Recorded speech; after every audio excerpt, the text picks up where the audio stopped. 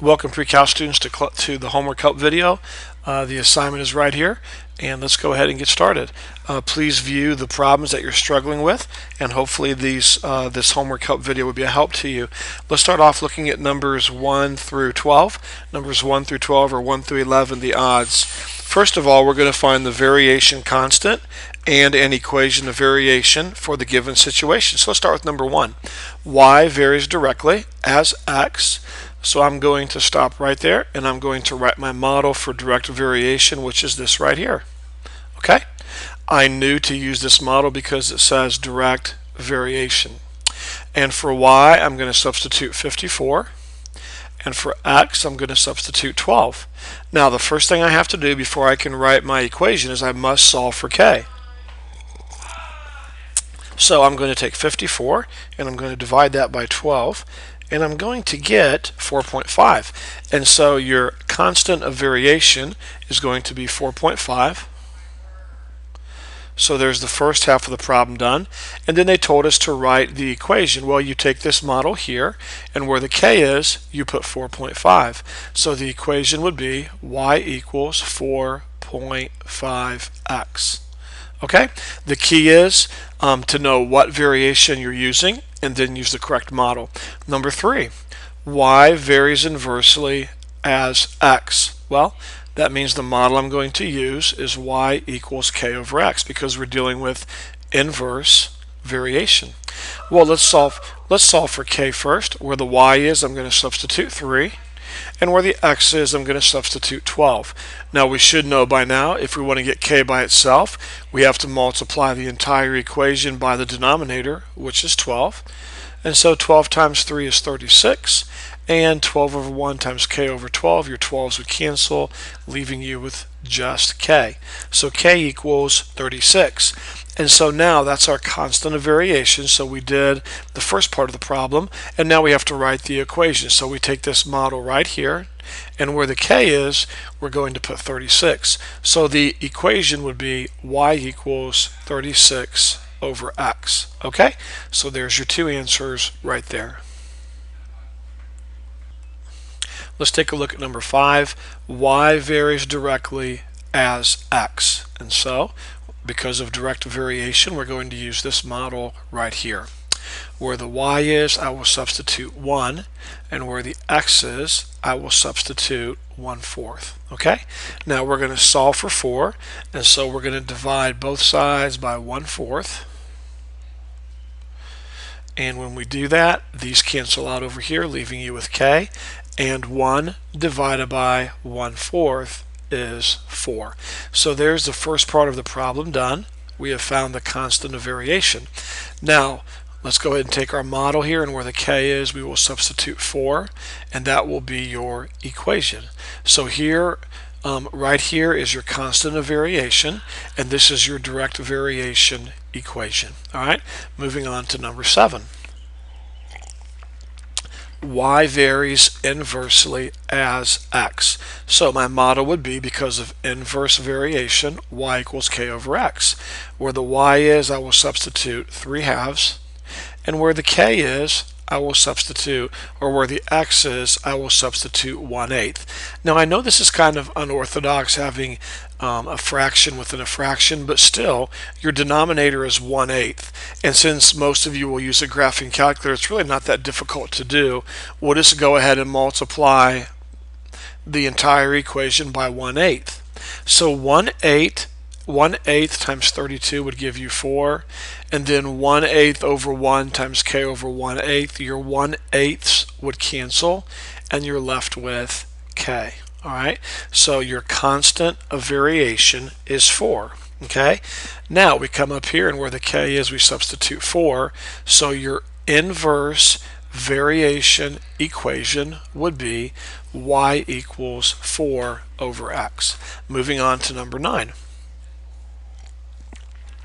Y varies directly as x. So because of direct variation, my model will look like this.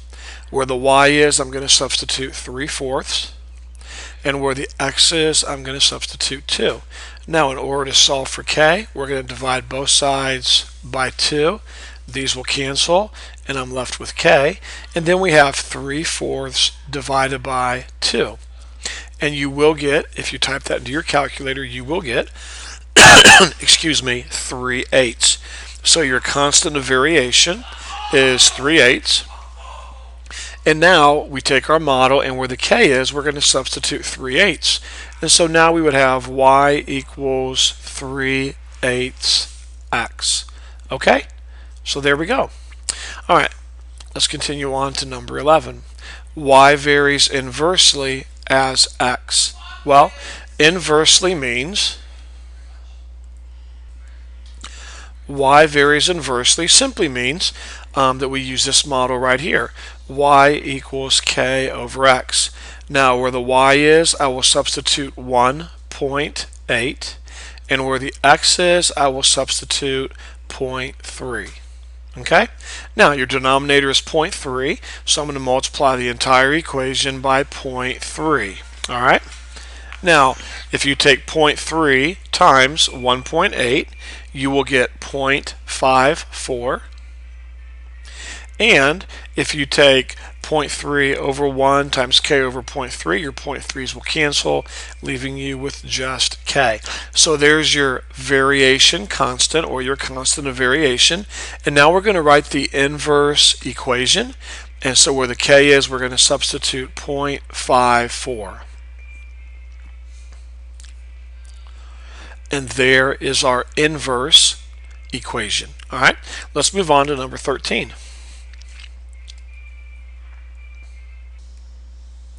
Okay, let's read number 13. The word problem says the time t required to do a job varies inversely as the number of people p that are doing the work. So time t varies inversely as p. So t varies inversely as p. There we go. Now, they want to know how long will it take 10 bricklayers to complete the job. Well, let's first of all find an equation, and we cannot find the equation until we first find k. So, notice they give us some information right here. It takes 5 hours for 7 bricklayers to build a wall. So for t, I'm going to put a 5, that's 5 hours. And for k, or for p, hold on, my pen is malfunctioning here, hold on one second. And for p, for p, I'm going to put 7 for 7 people. Now if we multiply both sides by 7, 5 times 7 is 35, and k over 7 times 7 would just be k. So k equals 35. So now I take my model I started off with, and where the k is right here, I'm going to substitute 35. So now my model looks like this. T equals 35 over p. And now, do you see what this model does for me? You can tell me a certain amount of time, and I can tell you how many people it will take. Or you can tell me how many people you have working, and I will tell you how much time it's going to take them to do the job. So here's the question. How long will it take 10 bricklayers to complete the job? How long will it take? So we're looking for time. So time equals, and then of course P stands for people, so where the P is, we're going to put 10. Well, if you take 35 and divide it by 10, you're going to get 3.5. So the answer is 3.5 hours, 3.5, is how long it will take 10 bricklayers to build the wall that they're looking at. And we knew that based on this model that we found. Okay? All right, let's go on to number 15. The maximum number of grams of fat that should be in a diet varies directly as a person's weight. A person weighing 120 pounds should have no more than 60 grams of fat per day. And then they ask the question, what is the maximum daily fat intake for a person who weighs 180 pounds? Well, first of all, let's go back up here. The maximum number of grams of fat varies directly as the person's weight. So I'm going to use G and W. So it says the number of grams varies directly with the person's weight. I'm going to use G for grams of fat and W for weight. Now it says a person weighing 120 pounds, that's the weight, should have no more than 60 grams of fat per day. So there we go. Now let's divide both sides by 120. And hold on one second here. Let me check something very quickly. Let's go ahead and divide both sides by 120. And if you do that correctly, you will get 1/2 for K. So where K is, I'm going to substitute 1/2. And now what I have is a model in which you can give me grams of fat, and I can tell you what the person should weigh. Or you can tell me the person's weight, and I can tell you at the most how many grams of fat they should have. So let's read the last sentence. What is the maximum daily fat intake for a person weighing 180? So I want to know the grams of a person that weighs, so where the W is, I'll put 180, 180. And 180 times 1/2 is 90. So the answer is 90 grams of fat, okay, per day. Is at the most what their intake should be. All right, number 17. The weight W that a horizontal beam can support varies inversely as the length. So the weight W varies inversely as the L length of the beam. So let's see. If we have an 8-meter beam, now that's the length, so K over 8, excuse me. It can support 1,200 kilograms of weight. So there we go. Okay.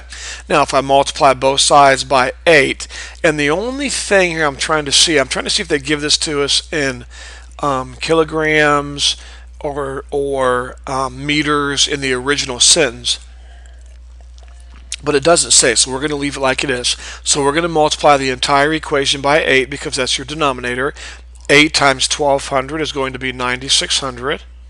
And K over 8 times 8 over 1 would just be K. So now I know what K equals. So where the K is up here, I'm going to substitute 9,600.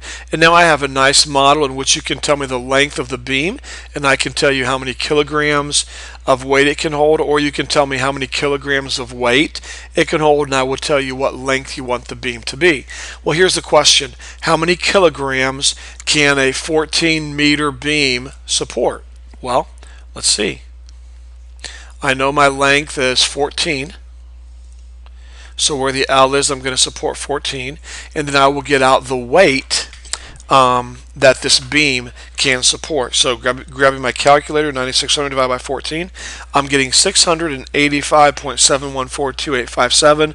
So we're looking at approximately 686 kilograms. All right. Okay, let's move on. Number 19. The weight m of an object on Mars varies directly as its weight e on Earth varies directly. So we're going to say Mars weight equals Ke, e being the weight on Earth. A person who weighs 95 pounds on Earth, so where e is, I'm going to substitute 95, they will weigh 38 pounds on Mars.